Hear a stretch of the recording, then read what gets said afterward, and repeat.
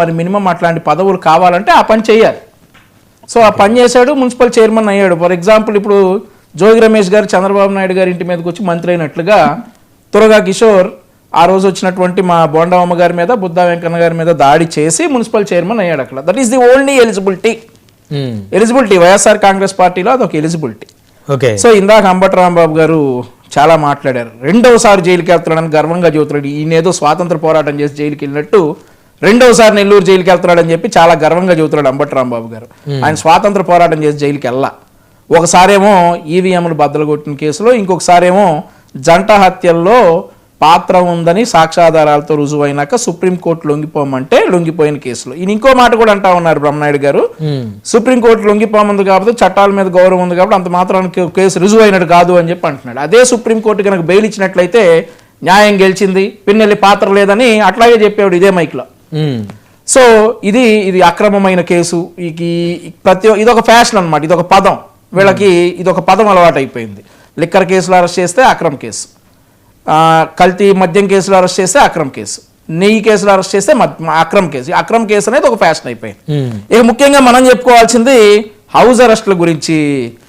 ఉమ్మడి గుంటూరు జిల్లా వ్యాప్తంగా హౌస్ అరెస్టుల గురించి చెప్పాలి. తప్పు కదండి హౌస్ అరెస్టులు ఎందుకు చేయటం ప్రభుత్వం? అంటే భయపడుతుందా వైసీపీ ఇన్ఛార్జీలకి, మాజీ ఎమ్మెల్యేలకి? ఒక విషయం సార్, నేను 2019లో నేను ఒక సాధారణ కార్యకర్తను తెలుగుదేశం పార్టీలో, ఇప్పుడు తెలుగు యువత స్పోక్స్ పర్సన్ గా ఉన్నా.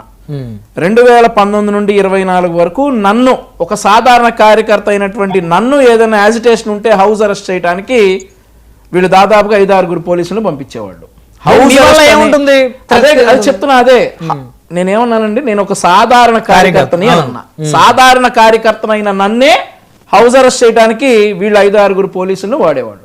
నేను ఒక్కనే కాదు, మా పార్టీలో యాక్టివ్గా ఉన్న ఎవరైనా కానీ ఆ రోజు ఏదైనా యాజిటేషన్ కానీ ఏదైనా వేరే కార్యక్రమాలు ఉంటే హౌస్ అరెస్ట్ అనేది ఒకటి వీళ్ళు తీసుకొచ్చిన సంస్కృతి. ఈ హౌస్ అరెస్ట్ అనే పదం వీళ్ళు మాట్లాడే అర్హతే లేదు. ఎందుకంటే సార్, అది దాదాపుగా తెలుగుదేశం పార్టీ నాయకుల్ని కావచ్చు, కార్యకర్తల్ని కావచ్చు హౌస్ అరెస్ట్. చంద్రబాబు నాయుడు గారి ఇంటికి తాళ్లు కట్టారు సార్ వీళ్ళు. ఆత్మకూరు వెళ్తా ఉంటే చంద్రబాబు నాయుడు గారి ఇంటికి తాళ్లు కట్టారు ఇప్పుడు ఆ రోజుల్లో. వీళ్ళు ఈ రోజు హౌస్ అరెస్ట్ అని అమ్మో వాయో అంటా ఉన్నారు. ఏమన్నా జాలి కరుణ ఏది 1% కూడా రాదు మీకు ఇది హౌస్ అరెస్ట్ అని చెప్పి వచ్చి ప్రెస్ ముందుకు వచ్చేసి మీరు ఏడిస్తే. ఎందుకంటే గతంలో మీరు చేసినప్పుడు అంతకంటే దారుణంగా ఉన్నాయి. సో ఇక అదొకటి. ఆ తర్వాత పులివెందుల గురించి కూడా మాట్లాడారు సార్ మన అంబటి రాంబాబు గారు. పులివెందుల్లో గందరగోళం సృష్టించారట. పులివెందుల్లో గందరగోళం సృష్టించమంటే అక్కడ ఎలక్షన్ జరిగింది, ఓకే బానే ఉంది సార్. ఇప్పుడు ఎవరు సార్ 75 ఏళ్ల వృద్ధుడు నామినేషన్ వేయడానికి వెళ్తే అతను కొట్టడానికి ప్రయత్నించింది ఎవరు సార్? వైఎస్ఆర్ కాంగ్రెస్ పార్టీ నాయకులు కాదా? ఆడవారు నామినేషన్ పేపర్లు కూడా జాకెట్లో పెట్టుకుంటే లాక్కెళ్ళినటువంటి ఘనత ఆ రోజుల్లో వైఎస్ఆర్ కాంగ్రెస్ పార్టీ వారిది. వాళ్ళు పులివెందుల ఎలక్షన్ గురించి ఈరోజు మాట్లాడుతూ ఉన్నారు. సో అంబటి రాంబాబు గారు కావచ్చు, ఎవరైనా ఉమ్మడి గుంటూరు జిల్లాలో పిన్నెల్లి రామకృష్ణ, ఇక్కడ ఇంకొక విషయం చెప్పాలి సార్ మీకు పిన్నెల్లి రామకృష్ణారెడ్డి గారి గురించి. అయితే మా కార్యకర్త ధూళిపాళ్ల అవినాష్ అని మాకు ఒక కార్యకర్త ఉంటాడు. అతను సోషల్ మీడియాలో కొంచెం యాక్టివ్ గా ఉంటాడు. 2019లో 19 సెప్టెంబర్ ఆర్ అక్టోబర్ వైసీపీ ప్రభుత్వం వచ్చిన 2 నెలల్లో పిన్నెల్లి రామకృష్ణారెడ్డి గారిని ఏదో ఒక సోషల్ మీడియాలో ఆయన గురించి ఏదో ఒక పోస్ట్ పెడితే పోలీసుల కంటే ముందు ఈ పిన్నెల్లి రామకృష్ణారెడ్డి గారి బ్యాచ్ వెళ్ళిపోయారు అక్కడికి. పోలీసుల కంటే ముందు వెళ్ళిపోయి పోలీసులే ఇంట్లోంచి బయటికి తీసుకొచ్చి వీళ్ళకి అప్పచెప్తే వాళ్ళని అక్కడి నుంచి వాళ్ళు తీసుకుని వచ్చి మాచర్ల పోలీస్ స్టేషన్లో మ్యాన్ హ్యాండిల్ చేసినటువంటి పరిస్థితి. ఎవరు పోలీసులు? అది పిన్నెల్లి గారి మనుషులు. వాళ్ళు ఎలా చేస్తారు పోలీస్ స్టేషన్లో? అదే కదా, ఆ రోజు లేళ్ళు అలా ఉన్నాయి. మీరు అన్నారు కదా, ఇప్పుడే మీరు భయపడుతున్నారా అన్నారు కదా, దానికి చెప్తా ఉన్నా. Let me complete. ఓకే. అయితే అప్పుడు మా తెలుగు యువత అధ్యక్షుడిగా ఇప్పటి విజయవాడ ఈస్ట్ ఇన్ఛార్జ్ దేవినేని అవినాష్ అప్పుడు మా తెలుగు యువత అధ్యక్షుడు. ఆయన నాయకత్వంలో మేమందరం మాచర్ల వెళ్తానికి బయలుదేరాం. మాచర్ల వెళ్తానికి బయలుదేరిన తర్వాత మా లాయర్లు వాళ్ళందరూ వెళ్ళేసి హెబియస్ కార్పస్ వేసిన తర్వాత అతను వదిలిపెట్టినటువంటి పరిస్థితి. సో 2019 నుండి ఒక సాధారణ కార్యకర్త మా ధూళిపాళ్ల అవినాష్ దగ్గర నుండి తోట చంద్రయ్య గారు సార్ పీక మీద కత్తి పెట్టి వాళ్ళ నాయకుడి పేరుకి జై కొట్టమంటే కొట్టనం చచ్చిపోయినటువంటి వ్యక్తి తోట చంద్రయ్య గారు.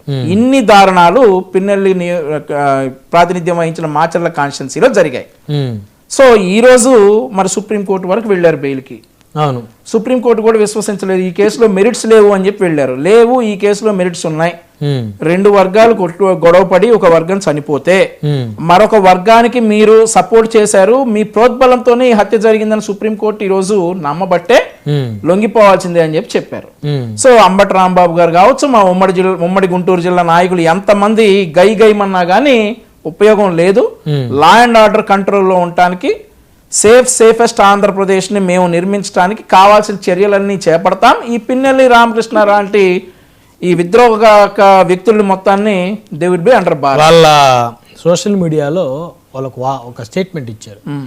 మా ప్రభుత్వం అధికారంలోకి వచ్చిన తర్వాత ఎందుకు అరెస్ట్ చేశామా అని చెప్పేసి బాధపడేటువంటి రోజులు వస్తాయని ఈ కబుర్లు చెప్పే జగన్మోహన్ రెడ్డి గారిని 151 నుంచి 11 తీసుకొచ్చారు.